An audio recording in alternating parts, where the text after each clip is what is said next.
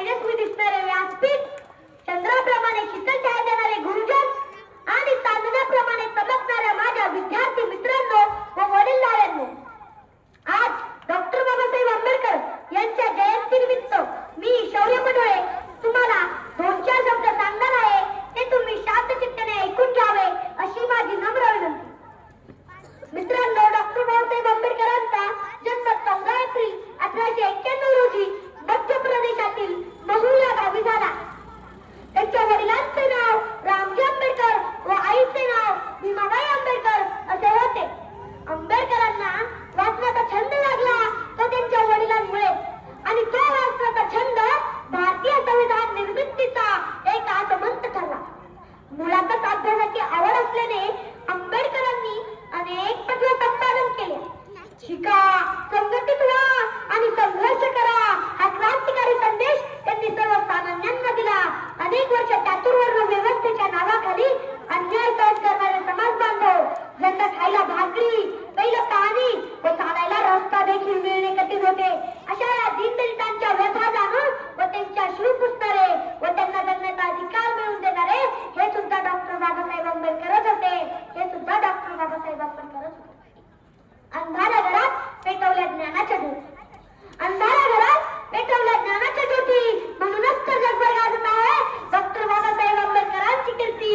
म्हणूनच तर जगभर गाजत आहे डॉक्टर बाबासाहेब आंबेडकरांची कीर्ती. मित्रांनो, डॉक्टर बाबासाहेब आंबेडकरांना शालेय शिक्षण घेताना सुद्धा अस्पृश्य म्हणून मानहानी स्वीकारावी लागली. पण यामुळे खस्तीत ते बाबासाहेब कसले. या संघर्षातून त्यांनी दीनदलितांचा उद्धार हेच आपल्या जीवनाचे ध्येय असे ठरवले. आपले ध्येय साध्य करण्यासाठी शिक्षण हे एकमात्र हत्यार आहे हे बाबासाहेबांनी लवकर ओळखले.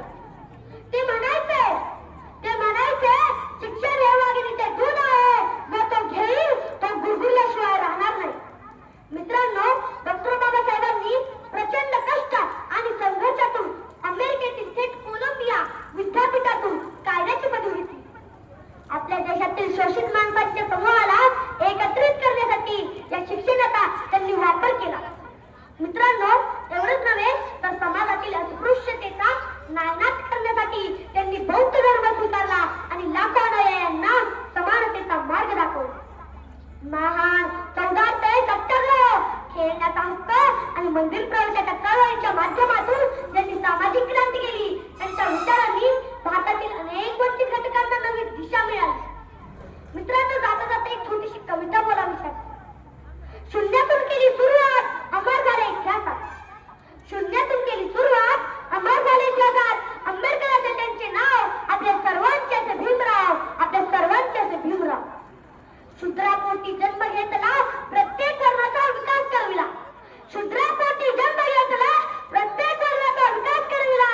बघता बघता या मानवाचा महामानव झाला, बघता बघता या मानवाचा महामानव झाला.